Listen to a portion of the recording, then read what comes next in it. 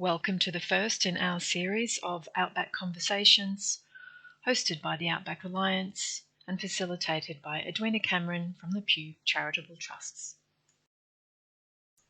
Today we're joined by Leanne Kohler, CEO of Channels Queensland, and Emma Jackson, Chair of NRM Regions Australia and Cape York NRM, to discuss our first topic: how is the Outback weathering the pandemic? All right, so I don't think I would be overstating things if I said that 2020 has been a year like no other. No matter where in Australia you live, your world has likely been changed pretty drastically since the beginning of March this year. The spread of COVID-19 has been rapid, and in many countries it has been completely devastating. It's also far from over. No one knows how or when this will end. Planning for the future must still account for a large number of potential outcomes. In Australia, we have thankfully been spared from the worst of the virus in terms of loss of life. We also have witnessed, at least for the short term, an unusual level of cooperation between our state and federal governments, who have moved swiftly to take action to protect many of our communities. But drastic actions to shut down businesses, to isolate our communities, to barricade our state borders and close our schools have had pretty significant roll-on impacts. Outback Australia is in a different situation from most communities. In urban Australia, our Outback communities face unique issues and opportunities when it comes to accessing healthcare, housing, education, and economic opportunity. And the Outback landscape itself also faces a range of unique challenges. Over the course of these talks, we really want to examine how COVID-19 has impacted Outback Australia and what we can learn from it. So we've called on members of the Outback Alliance, which is a group of non-government organisations and individuals from a range of sectors who share a vision for better development, welfare and protection of Outback Australia. Today we will be speaking about the Outback at the time of the pandemic, and our speakers are Leanne Kohler, who's the Chief Executive Officer at Channels Queensland, and Emma Jackson, who's Chair of NRM Regions Australia and Cape York NRM. So with that said, I might jump in. Leanne, are you ready to talk to us about how COVID-19 has impacted your community?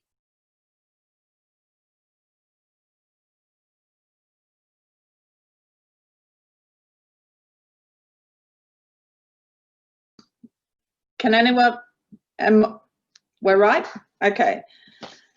So for the past 6 or 7 years, the Outback's been battling some severe drought in all of the shires. And last year, some of the region had experienced monsoonal flooding. So the area, we've had natural disasters for a period of time now, and that's obviously impacted on the social and emotional and economical scale. And landholders, there've been a sense of, not just landholders, but businesses had been holding on, and people in the general community, and they'd been, hoping for a change in weather conditions, and more prosperous changes following some of our bigger infrastructure ventures in bringing services and commodities back into the region. So having COVID-19 on the back of those disasters has seriously compounded some of the more significant issues within the community that they're already experiencing. And you've got to remember, in the Outback, we've been dealing with things such as declining populations and aged populations, absentee landholders, closing businesses, and the removal of critical services in our communities for a period of time, an extended period of time. So in terms of, was the community improving or getting worse, prior to COVID-19, the Outback was what I would term in a bit of a negative spiral, as they experienced one hit after another. And people were generally in survival mode and had been for a period of time. But I thought, once COVID-19 came about this year, once the pandemic hit, people tended to focus on other matters, and what was happening around the world elsewhere, and not just what was happening in our patch. And suddenly there were the issues, they were still there, that they were experiencing, but they were replaced by more concerned areas of concern. So and you've noticed, like, when the pandemic first started and all the regulations came in, people were staying at home more, they weren't moving around. Businesses, you know, some businesses in our local community might only see 6 or 7 customers a day right at the start, and over a period of time we've seen people try and get back to what the norm was with some of the easing of restrictions. Even before the first lot of easing of restrictions, people were moving into a more normal way of operating. So, and it was different for everybody, but essentially some of the biggest issues they were going through, apart from the continuation of the drought and the mental welfare that comes with prolonged drought, and the removal of services, most people were just facing everyday issues such as, you know, making ends meet and the usual everyday struggles of juggling priorities when you when you're in a small community and you wear multiple hats as parents and breadwinners and community contributors, and that general everyday busyness, I guess.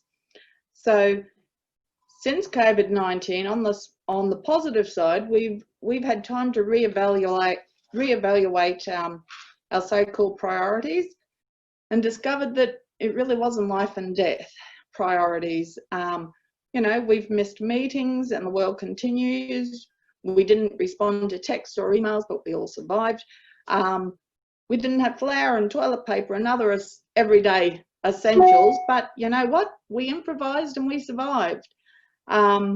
We had time to reconnect with our families and learn to enjoy the value of that and the family environment once again. We've recognised the importance of community and the value of contributing in other ways.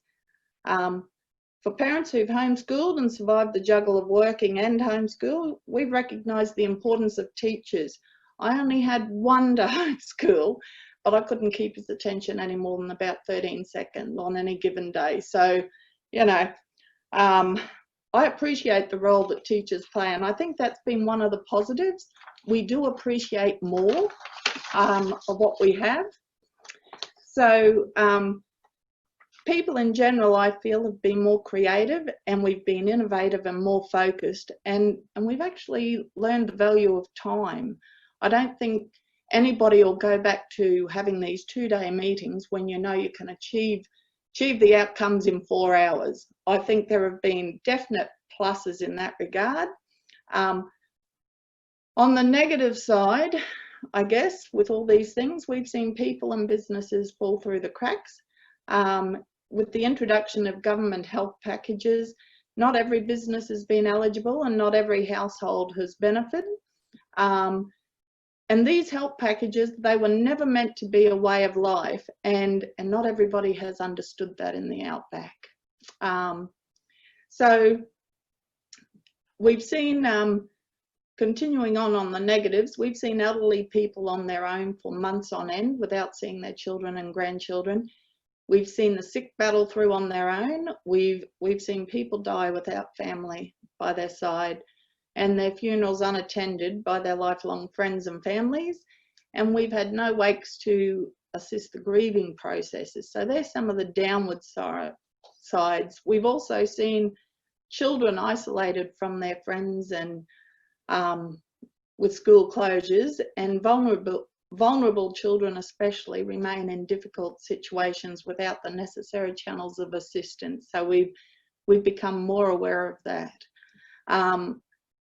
And here, just in our direct community, we've experienced homelessness and hunger, and an increase in domestic violence that we've not seen before.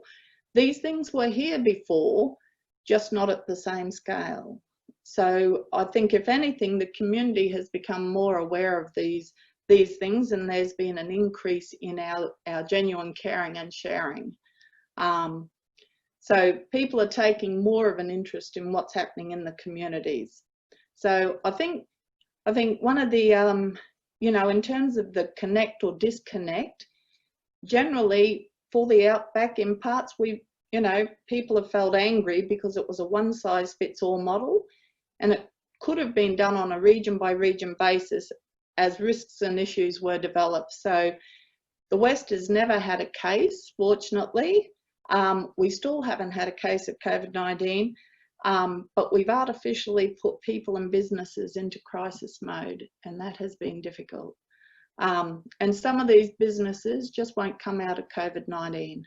They were struggling before.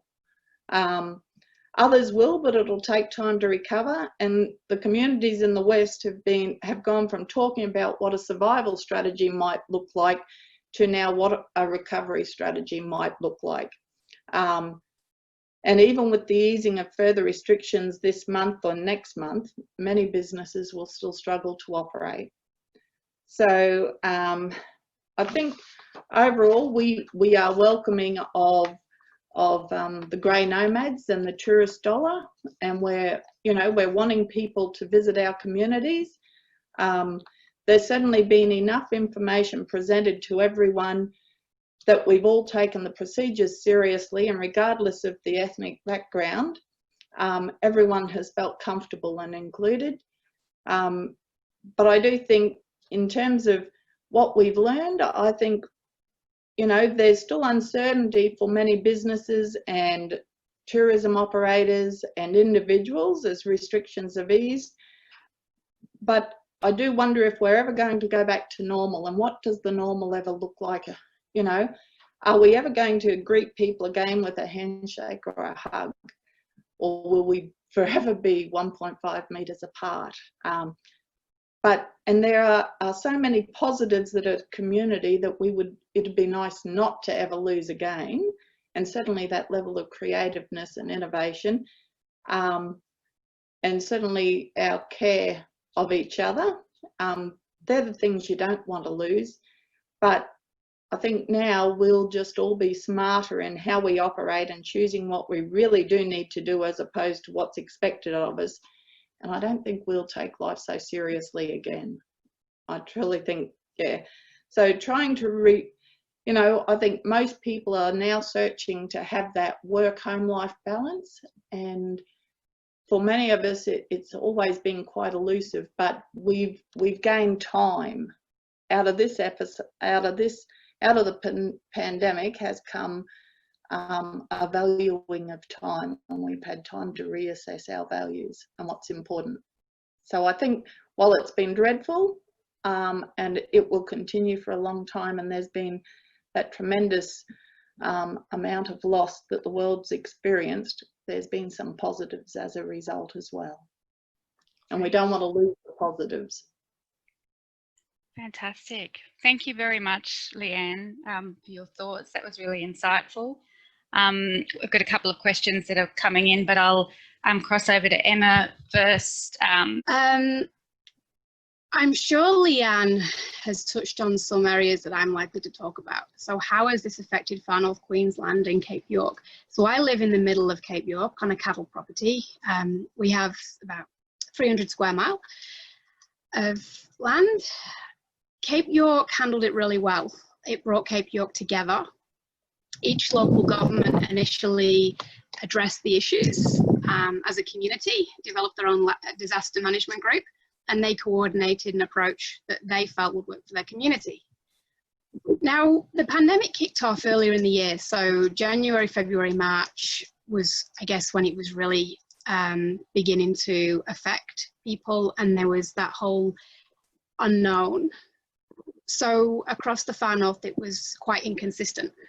So you would have Mareeba, Cairns, you'd have different regions down there with their own approach, and then Cape York with many different shires, each with their own approach, addressing the issues and challenges too. This created a lot of inconsistency. So it was the middle of the wet season, and there was no tourism, no real economic turnover, so to speak, other than mining, and the massive challenge around that inconsistent approach brought a lot of fear, I think. The communities were very much in a bubble. We as pastoralists couldn't really go very far. The country was still quite flooded, but there was still inconsistency and uncertainty and fear, and especially for maybe young mums going out having a baby. So when you live in the outback, when you live remote, you usually have to go to the big smoke a month in advance and wait there. So this was just one. You've got children away at boarding school. I had 2 children away in Cairns, so Cairns is 9 hours away, 2 down there. I chose to bring them back early whilst everything was within my control. It was a good choice because 2 weeks later it sort of spiraled a little bit more. Now, when Cape York became a biosecurity zone and I guess the jurisdiction was under the feds, it was a really good move. So although you may have had some people angry and you know, I'm sure Leanne talked about the one size fits all approach, but for Cape York that was necessary. We needed that consistency.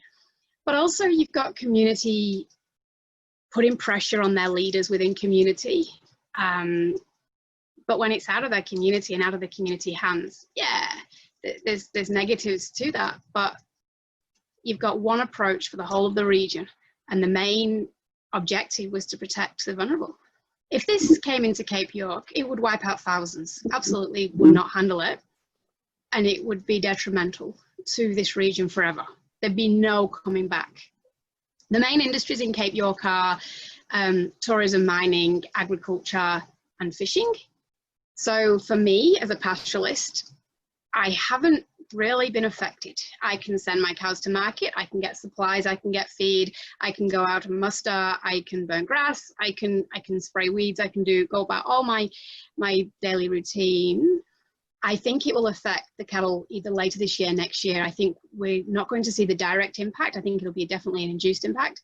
I think the tourism is suffering. So businesses around here are already 100 grand down for June, more than 100 grand down. We have about 30,000 plus vehicles coming to Cape York in June and July, August, September. So it's 4 months. We have an awful lot of vehicles with sometimes 4, 5, 6 people in the car.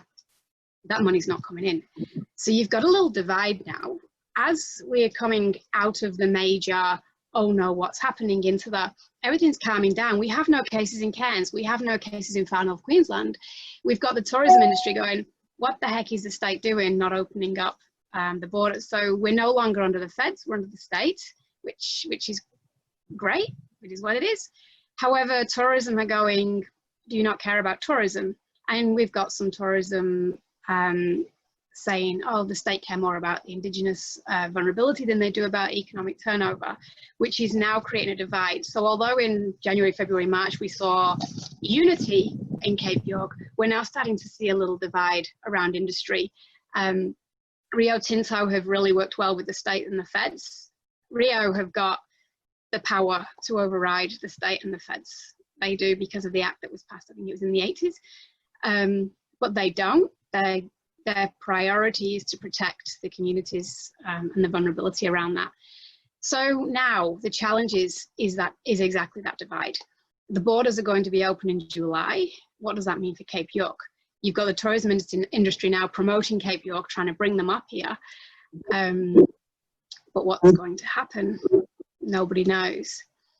Connected, disconnected. Each community has very much remained within their bubble. A little blasé probably to the extremity of outside the region.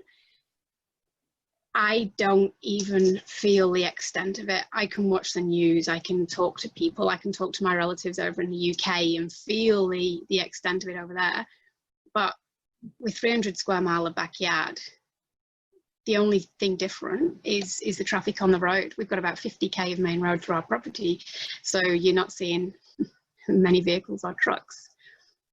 I think, coming back to fear and trust, if the region was to be open to tourism, I think that will create an even bigger divide. I think it would be smart to hold off and see whether there is a second wave. Once Queensland will start to travel a bit more, and maybe even when the borders open. But for now, Cape York's handling it really, really well. we were in the middle of a wet season, like I said. So coming into the dry, when some businesses have already gone 4 months maybe without any income, so they need to bring in the revenue through the dry season, so between now and sort of October, November, to last them another wet season. That's going to be a big challenge. So I guess to trigger from that is your mental health issues and your welfare and how it impacts the families. Are there any positives? I see positives. I see positives with locals being appreciated. We've got businesses in Cape York and Far North Queensland, Cairns, who target tourists, whereas now they can't target tourists. When ag takes a hit, we don't sell cows. We're not going to sell cows, it's robbery. So we have to consider other ways to bring in revenue, which is my plan at the start of the year. What sort of wet season have we had? How many cattle are we going to turn off? And how the heck do we survive if the cattle market crashes? So that's my plan at the start of each year. So for tourism, they've never had to do that in Cape York. They've never said, oh no, what if we don't get the 30,000 vehicles this year? What if you don't get the 30,000 vehicles?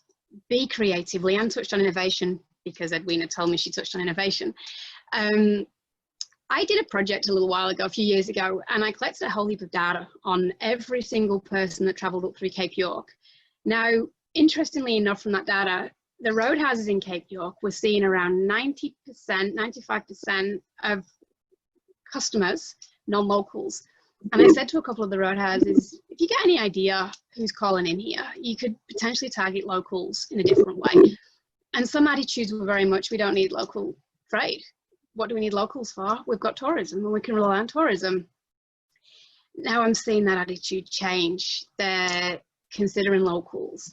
Rio Tinto are considering, well, what projects can we do to find more tourism spots, camping spots, to entice, to encourage people to come to Cape York? You're seeing a different level of unity and collaboration around that, which I love. So those conversations are really exciting. What can we learn from it? Oh, crikeys. I'm not going to use the word unprecedented. I think it's been used enough.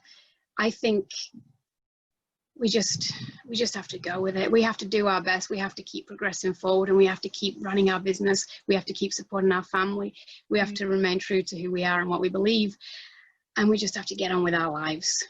I think we also have to respect the decision makers and praise the people who are making the decisions, the feds, the state, whoever that is. You know, they're doing the best.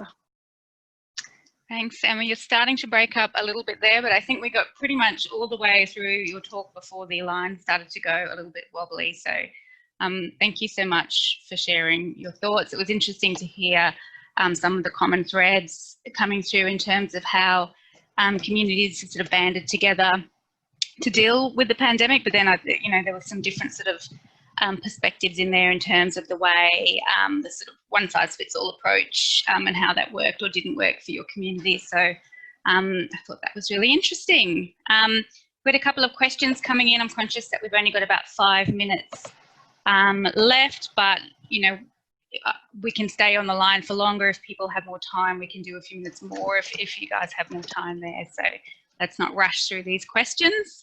I have a question here from Mark for Leanne, who I will just unmute. There we go.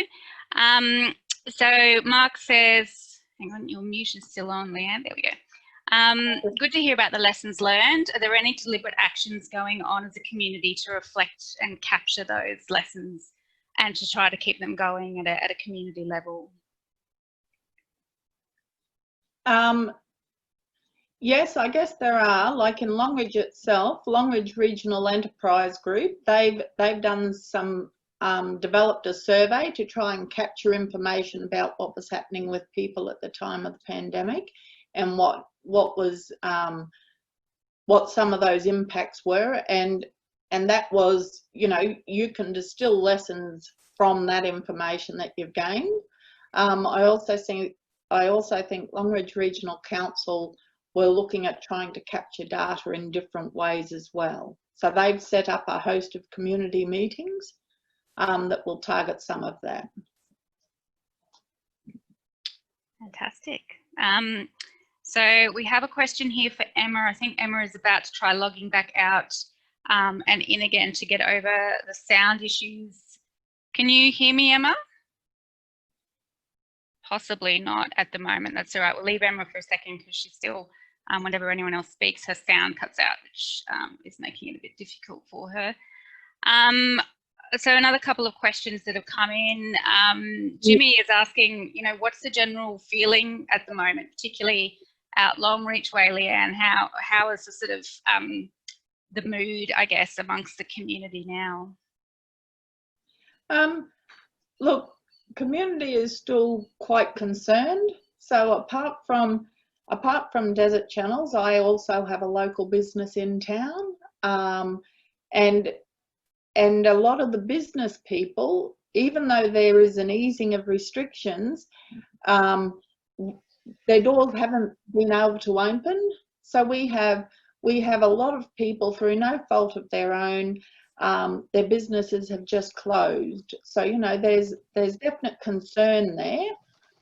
There's other businesses who through no fault of their own, because of the size of the business, like the storage, the floor space, to allow the 4 meters squared around a dining table,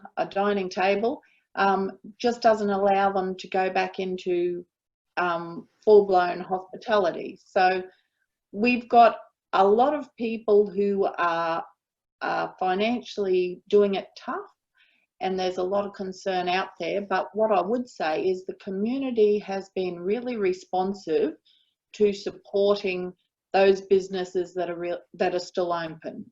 Where they can, they go out of their way to support those businesses. Like Longridge has a buy one thing campaign. Even if it's a bottle of wine at the bottle shop, or it's a burger from the diner, or it's a, you know, fruit from one of the stores. You know, it's about buy one and support those local businesses, because this is our prime tourist season and we've got no tourism. So Longridge, two streams of business is tourism and agriculture, and the tourism market, like, people were hurting before, and there are some businesses that, as I've said, just they're waiting for the change. So there is definite concern, but there is definite support by the locals. The locals have been terrific at trying to help. That's good to hear. Emma, I was wondering, there's a question that's come in. You talked about a sort of divide. We're focusing a lot, I guess, you know, kind of coming back to community and you know, a lot of the good that we've seen. But Emma, you did touch on a point when you were talking about this real divide between sort of some people trying to get tourism kind of back up and running as quickly as possible, and others who didn't think that was such a great idea. How has that divide sort of manifested? How have you seen that? Is it just a sort of sense in people talking, or has it been, you know, more observable than that? Honestly, I've seen the media attempt to fuel it. So our media for the Far North is usually really objective. They share stories, and they do so sitting on the fence. However, it's been fueled a little bit and steered either one way or the other, and that's a shame, because we've got great trust in our media. So it's not fun to see that. I think desperation, honestly, desperation. At the start, some business owners were, we'll be right, you know, we get work from main roads, we get this, we get plenty on the side, you know, a few tourists here and there, be right. But then it's really kicked in, and the reality's kicked in, and their lack of power. They have no power. And that control's gone. And they're not making the decisions that are important and key to their business and going forwards.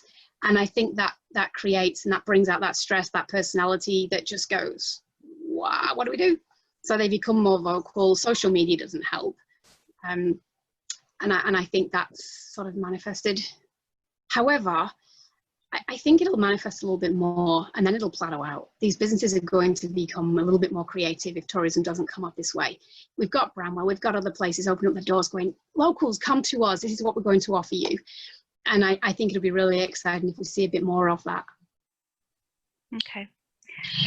Look, it's just after 3 o'clock. I know we were wrapping up at 3. Emma and Leanne, are you happy to take sort of one more question each before we wrap up, or just thumbs up? Perfect. Okay.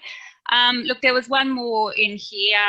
Emma, this sort of comes back to you and I guess touches on what you've been talking about. But, you know, for Western Queensland, in fact, it's for both of you, Western Queensland and for the Cape, will the loss of tourism this season affect people beyond the tourism trade in terms of reduced services and other flow-on sort of economic impacts for locals? So, Leanne, I might throw that one over to you first, and then Emma, you can answer it as well and give us your take.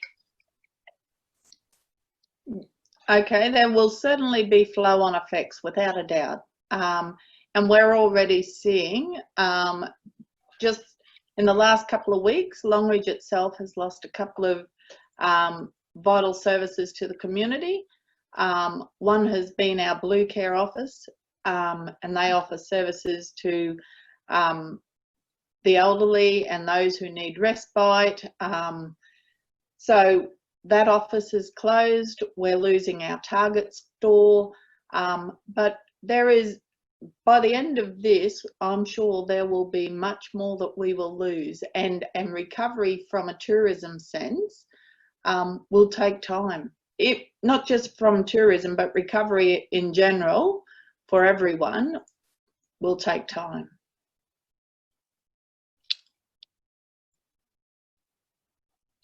Oh, hang on, you're on mute there, Emma. Let me unmute you.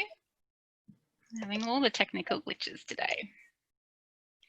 I think it's a little opposite for Cape York, Leanne, because we don't have some of those services. Our FDS are going to come in full force. We've had a fair few suicides in Cape York the last few weeks, and I think the state agency staff have been great, not going into community because they do not want to be the one who takes it in there. So they're going to come back with a force. Rio, like I said before, are kicking off projects to see what they can do to help recovery be quicker. So how can we make 2021 a really strong year for Cape York? What does Cape York need? This is a conversation we've been having for the last few years and not really made much progress around that conversation. This pandemic's going to bring a whole heap of leaders together. It's going to encourage that conversation. It's going to see results. I am confident that Cape York will see really positive outcomes. So 21 will be the year to come to Cape York because we will have, I think, improved services. Except. That wraps up the first in our series of Outback Conversations. A big thanks to Leanne Kohler from Desert Channel Queensland and Emma Jackson from NRM Regions Australia and also Cape York NRM. In our next session, we'll be discussing health. The presenters are Frank Quinlan, Federation Executive at Royal Flying Doctor Service, and John Patterson, CEO of the Aboriginal Medical Services Alliance on the Northern Territory. For more information about the webinars, the Outback Alliance, and the upcoming sessions in the Outback Conversations, please visit our website, www.outbackalliance.org.au.